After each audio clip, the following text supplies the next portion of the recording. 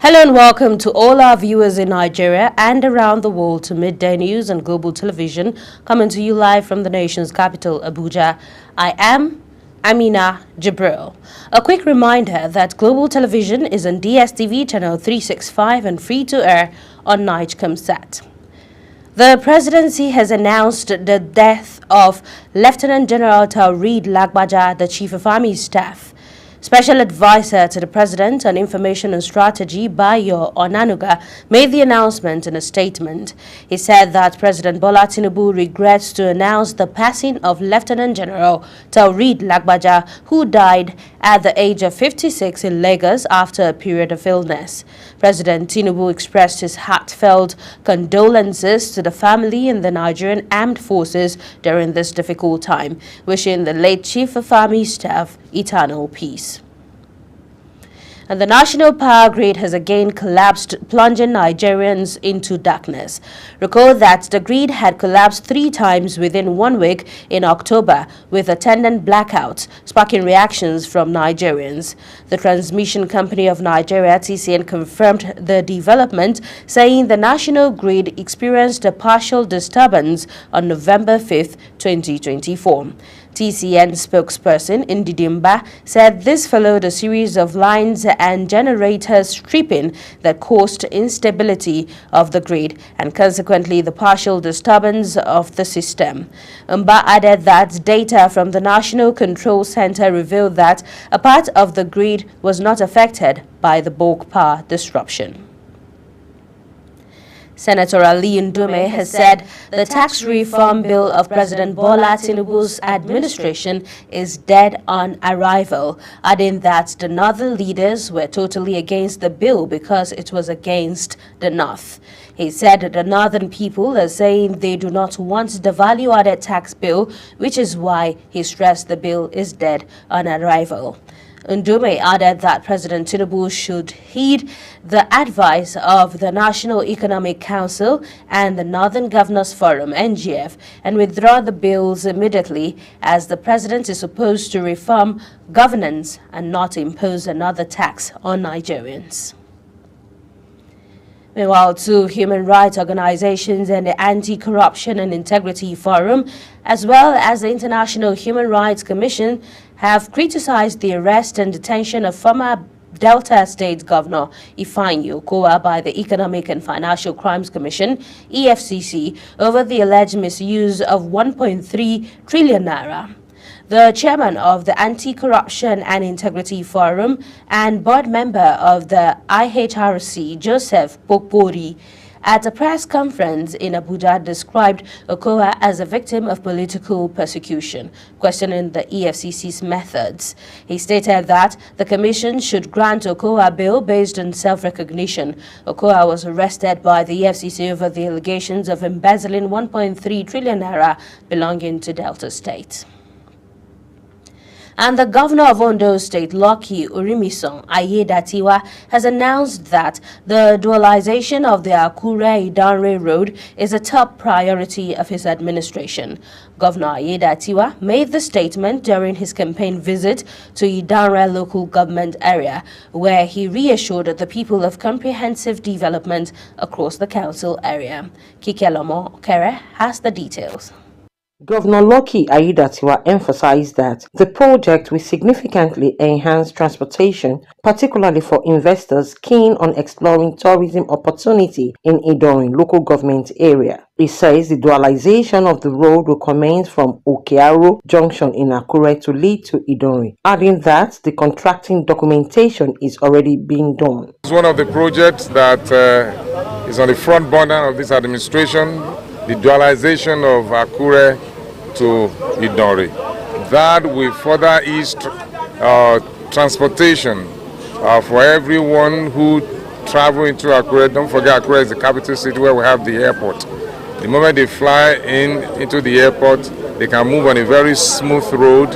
Within 15 minutes, they will be in Idanre. That will definitely boost tourism in the area. He stated that his administration is committed to improving critical infrastructure, boosting economic activities, and ensuring the welfare of residents through sustained and strategic investments. Investors to invest in this, and government will also provide the enabling environment, security-wise and every other amenity that will further boost tourism in Idori. During a visit to the palace of Owa of Idori, High Chief Emmanuel Aladetui, the Odunwo of Idori Kingdom, commended the governor's various developmental accomplishments across the state.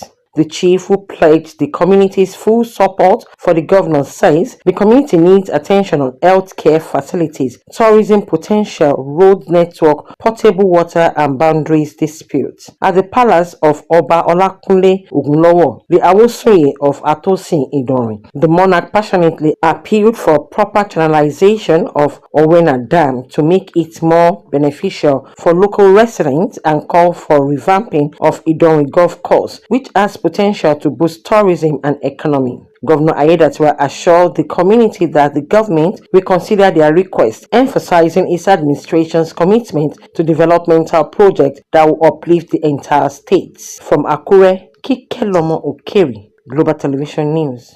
Chairman Tangaza Local Government Area of Sokoto State, Alhaji Isa Saliu Kalenjani, has raised alarm over a foreign-based armed religious group occupying a forest across 5 local government areas of the state. Speaking to newsmen, Kalenjani said that members of the group had been preaching and imposing some laws in the neighboring villages, as well as offering 1 million naira to youth for membership. The group, locally known as Lakurawa, was said to have migrated from Libya, Mali and Niger Republic and camped at Sauni Forest, which stretches up to Niger Republic. And there was an uneasy calm in Ekiti State Judiciary Headquarters in Ado Ekiti following the death of the state's Chief Judge, Justice Oyewole Adeyeye, who was inaugurated as the Ekiti State Chief Judge on October 11th, 2021, passed away on Monday at the age of 64. Ekiti State Governor Biodun Oyebanji also expressed condolences on Adeye's demise. Oyebanji, in a statement by Special Advisor on Media, Yinka Oyebode, described Adeye's death as heartbreaking and a colossal loss for the state. And Governor of Ondo State, Lucky Orimisan has signed into law the supplementary budget for 2024 to meet the new financial commitment of the state government.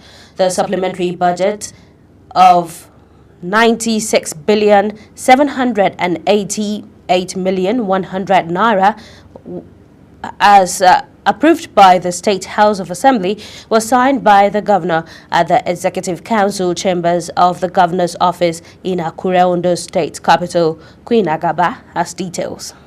Ondo State Governor Lucky Aiyedatiwa says the supplementary budget captures the payment of the new minimum wage of 73,000 naira recently approved for workers, as well as the salaries of newly recruited workers across various sectors. He says the supplementary budget reflects the determination of his administration to cater for the welfare of workers and the overall development of the state.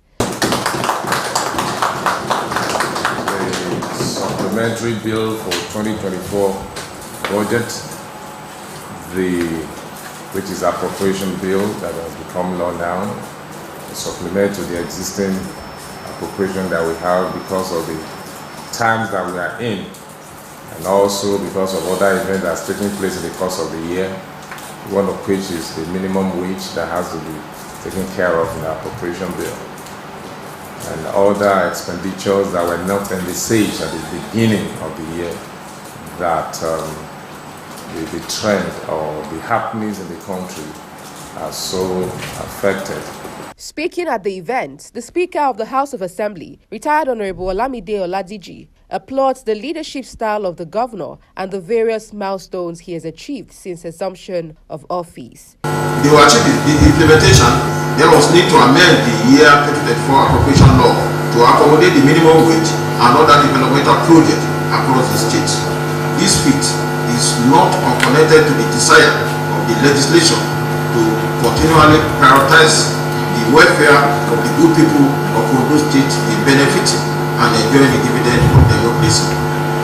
The governor also signed into law the bill providing for the expansion of the board of the Ondo State Oil Producing Areas Development Commission and the amendment of the Ondo State House of Assembly Service Commission law, saying the new law will ensure inclusivity and better equitable representation from the mandate areas. For Global Television, Queen Agaba reporting.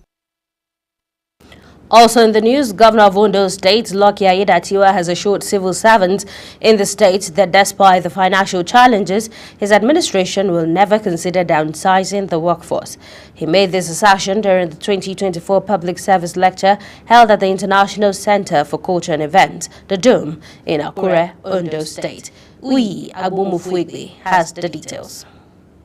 One common issue raised by all traditional rulers of Ondo State during the governor's visit to Akure North to solicit their support in the upcoming Government has provided financial aid to students stranded at the Cyprus International University. The State Commissioner for Education, Science and Technology, Wadato Madawaki, speaking at a press conference in Abuja, expressed concerns over the difficulties faced by the students. He highlighted the challenges the students encountered, emphasizing the need for transparency and accountability. Madawaki said 93 Zamfara indigenes were sponsored to Cyprus International University by the previous administration led by former Governor Bello Mohammed Matawalle to study various courses in 2020, noting that the sponsorship process was marred by dishonesty and outright selfishness. And Ondo State Governor and the All Progressives Congress governorship candidate Lucky Aiyedatiwa says his administration will prevent cattle rustling and insecurity in the state to enable farmers go to the farm. Governor Aiyedatiwa made this known during the campaign tour to Akure North local government area. Kike Lomo Keregain has the rest of the story. One common issue raised by all traditional rulers of Ondo State during the governor's visit to Akure North to solicit their support in the upcoming gubernatorial election is insecurity. At Iluabu community, Governor Aiyedatiwa says his administration will strengthen the operations of Amotekun to check the issues of insecurity and kidnapping on the farmlands. Measures have been put in place already to prevent this ravaging by cattle through our Motekun, and we are strengthening their operations the more so that the issue of farm produce being ravaged or consumed by cattle will be the theme of the park. It therefore warns any criminal element found wanting will face the wrath of the law. But we try as much as possible in our state to make sure that crime rate is reduced considerably, and in case there's anyone, the security agents will be able to make arrest and prosecute whoever is found wanting. The traditional rulers have all chewed their weight behind all Progressive Congress governorship aspirants, promising that the forthcoming election will be free and fair. From Akure, Kike Lomo Okeri, Global Television News.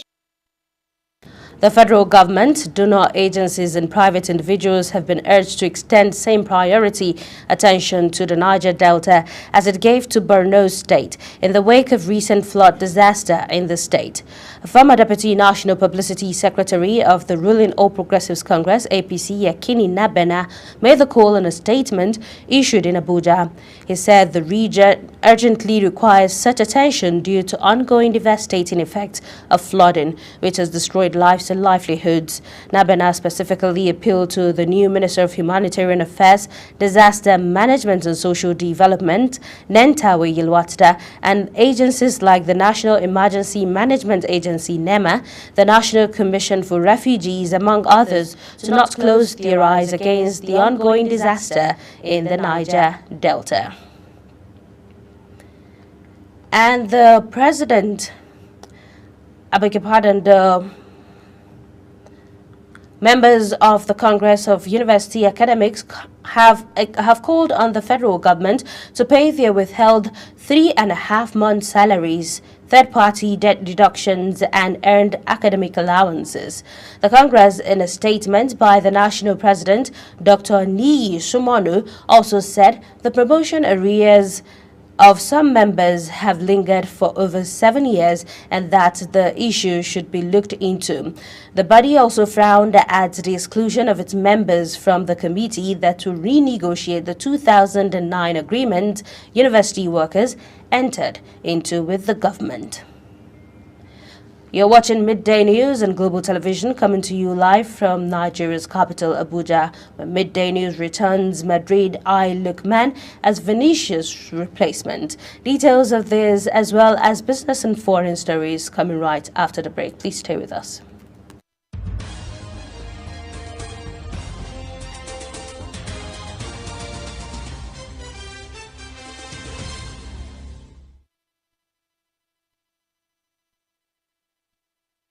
And our business news, the Ministers of Agriculture and Food Security Abubakar Kyari and his Science, Technology and Innovation counterpart Uche Naji, as well as the Minister of Budget and Economic Planning Atiku Bagudu, are expected to appear before the House of Representatives Committee on Renewable Energy.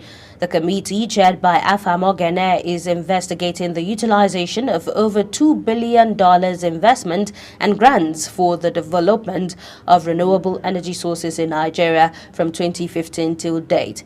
The committee had argued that despite the huge grants and investment in the sector, the power supply in the country has continued to worsen. And the Dangote Petroleum Refinery has informed Pinnacle Oil and Gas Limited, as well as other oil marketers, that the deregulation of the downstream oil sector should not be used as a justification for the importation of off-spec petroleum products of the undermining of Nigeria's national interest. The refinery made this statement in response to remarks by Robert Dickerman, the CEO of Pinnacle Oil and Gas Limited, concerning the importation and blending of petroleum products, which the Pinnacle boss framed within the context of a deregulated commodity market. Dangote Refinery tackled the firm for setting up a blending plant around its facility in Lagos with the intention of selling substandard petroleum products to Nigerians. And now moving on to the foreign scene, Republican presidential candidate Donald Trump has been announced victorious in the U.S. presidential election. This comes after securing a critical win in the battleground state of Pennsylvania as the swing state's electoral votes pushed Trump past the threshold needed for victory. The government of Equatorial Guinea has restricted its citizens from downloading and sharing multimedia files using mobile data and WhatsApp. This decision was followed by the guidelines that the country's government gave to telecommunications operators when it urged them to implement measures to restrict access to inappropriate content. This is coming after the Director General, National Financial Investigation Agency in Equatorial Guinea, Baltasar Ngonga, was arrested for allegedly recording over 400 sex tapes of the wives of notable people in the country. And the UK Health Security Agency has confirmed 2 additional cases of clade 2 mpox, bringing the total number of cases in the country to 3. These new infections have been traced to household contacts of the initial case, emphasizing the virus's potential for rapid spread in close contact environments, and both patients are currently receiving specialist care in London. A new UK-wide law aimed at creating the first smoke-free generation will be introduced in Parliament as part of a world-leading ban. The proposal comes after New Zealand revoked plans to introduce a so-called generational smoking ban that would have stopped sales of tobacco to anyone born after 2008. And now moving on to sports. Spanish giants Real Madrid have joined in the race for inform Ademola Lookman with the UEFA Champions League holders, hoping to bring the Nigerian to Santiago Bernabeu as a possible replacement for Vinicius Jr. Lookman has been in scintillating form since joining Atalanta from RB Leipzig in 2022 for 9.35 million euros plus bonuses, amassing 39 goals and providing 23 assists in 90 competitive appearances for the Italian side, and has been linked with a host of top European clubs. At the recent Ballon d'Or ceremony in Paris, Lookman was ranked 14th best player in the world and is also considered the favorite for the 2024 CAF Men's Player of the Year award. Former Real Madrid striker Karim Benzema believes Kylian Mbappe must adapt to playing as a central striker in the Spanish capital, as he cannot displace Vinicius Jr. on the left wing. Mbappe completed a dream move to Madrid this summer after the end of his Paris Saint-Germain contract, but has not yet hit top form under Carlo Ancelotti. The coach has kept Brazil international Vinicius in his preferred position on the wing and has placed Mbappe, who favors playing on the left, in the center. Benzema told the Spanish television show that Mbappe is not a central striker even with the national team, as every time he plays as a number 9, he does not feel comfortable because it is not his natural position.